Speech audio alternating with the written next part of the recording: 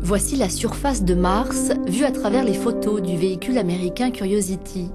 Elle se caractérise par une assez grande diversité de formes de relief.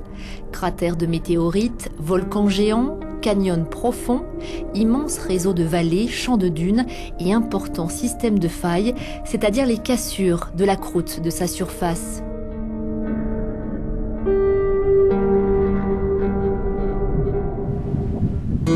Ici, le paysage est très similaire, mais on est bien sur Terre, dans la Goblin Valley, en plein cœur de l'Utah aux États-Unis.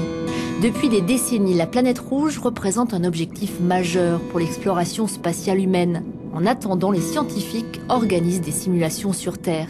6 étudiants belges de l'université de Louvain participent à un projet scientifique baptisé Mission to Mars, vivre pendant 15 jours à l'intérieur d'une station de recherche. Si on regarde le relief ici, la Terre est très fort chargée en oxyde de fer, donc elle est très rouge. Et en plus, le relief est très accidenté. Donc c'est tout à fait similaire à ce qu'on peut retrouver sur Mars.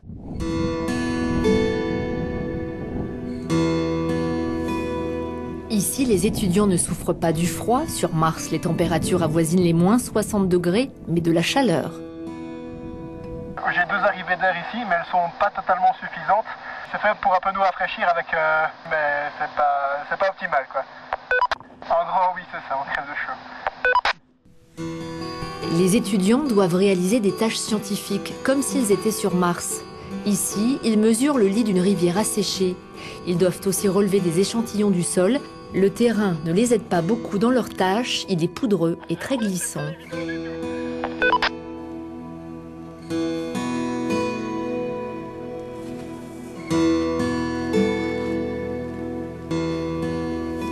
Je viens juste de prendre un échantillon de terre, ainsi que la coordonnée GPS, et ainsi Florian va pouvoir analyser les bactéries qui sont présentes dans cette terre. Dans cette station où les étudiants vivent pendant leur mission, Florian Commence, le biologiste, analyse les échantillons. Et là, je suis en train d'essayer de les identifier en les faisant pousser sur différents milieux et en faisant différents tests. De biologie. Par exemple, ce serait en tout cas une priorité d'essayer de voir toutes les bactéries qu'on pourrait retrouver sur Mars. Il est clair qu'il n'y en aura pas à la surface à cause des rayonnements ionisants qui font que la vie est impossible.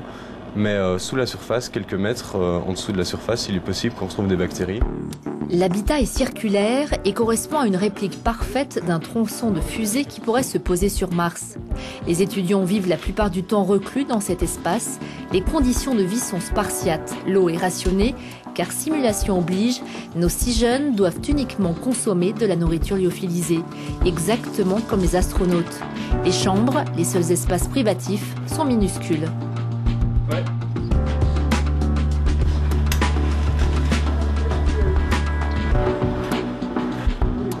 Les étudiants, sur des véhicules tout-terrain, testent la communication Wi-Fi autour de la base.